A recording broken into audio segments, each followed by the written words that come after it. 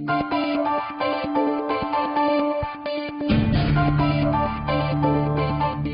welcome to the Spirited Debate. I'm Lauren Green. Here's a mind-bending question for you. Why do you believe in God? Is it because you've chosen to as a matter of faith? Or is there something more scientific at work here? New research on the mind has uncovered the possibility that believing in God may be hardwired in our brains. Here with more is neuroscientist and author of How Enlightenment Changes Your Brain, Dr. Andrew Newberg of Jefferson University Hospital. Welcome to you, Dr. Newberg. Thank you. Thanks for having me on your program. You know, your research has focused on, I'm going to read this because it's a big word, neurophysiology of religious belief. What does that entail, and what has your research uncovered?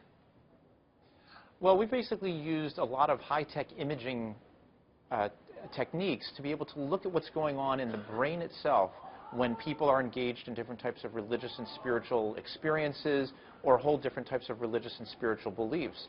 And by peering into the brain, as never before, when people engage their religious side, we can understand the different parts of our brain that become activated or deactivated when they have those different kinds of beliefs and experiences.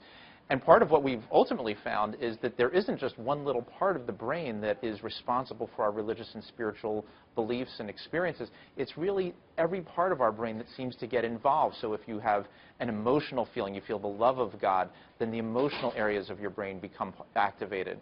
If you concentrate on a prayer or on a particular hymn or song, then the frontal lobes become activated because that's what helps you to concentrate.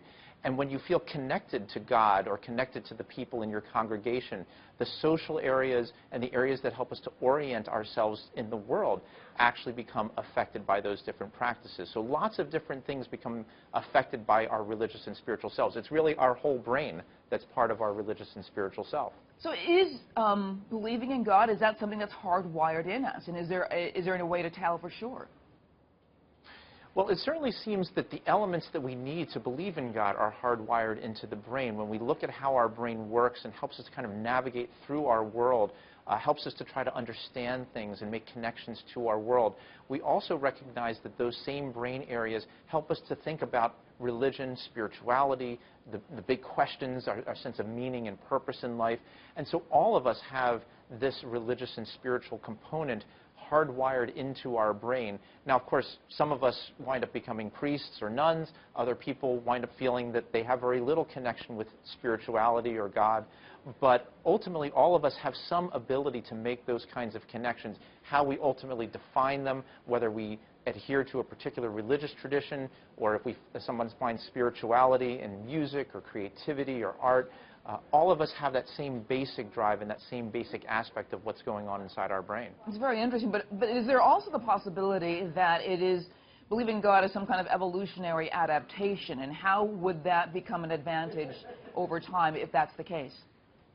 Well, that's certainly been one argument. And, of course, from the religious perspective, of course we have a brain that can understand and connect with God, because otherwise it would be kind of fundamentally silly for us to have a brain that couldn't relate to God or couldn't read the Bible and understand what it meant and how it meant to be religious or spiritual.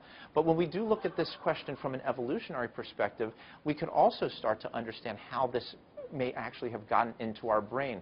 If we go back about 100,000 years, when we see the first evidence of religious activities, people burying the dead with different trinkets and tools and so forth, this is when parts of our brain actually started to form in a more complex way. Our frontal lobes, which are right behind the forehead, and the parietal lobe in the back of our brain, these are the areas that started to come online in a big way about 100,000 years ago and helped to at least begin to carve out those religious and spiritual beliefs from people, helped us to be able to feel those beliefs. And then when we start to think about it, well, if you are religious or spiritual, you can have a deeper sense of connection to the world. You may understand the world better. Obviously, religion provides a whole sense of morals and attitudes to help create cohesive societies.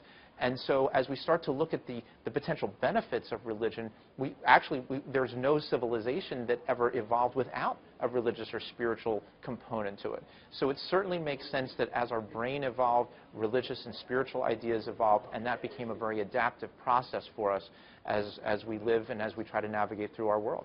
And very interesting. I want to talk about your book just briefly. Your new book is called How Enlightenment Changes Your Brain. What is that about?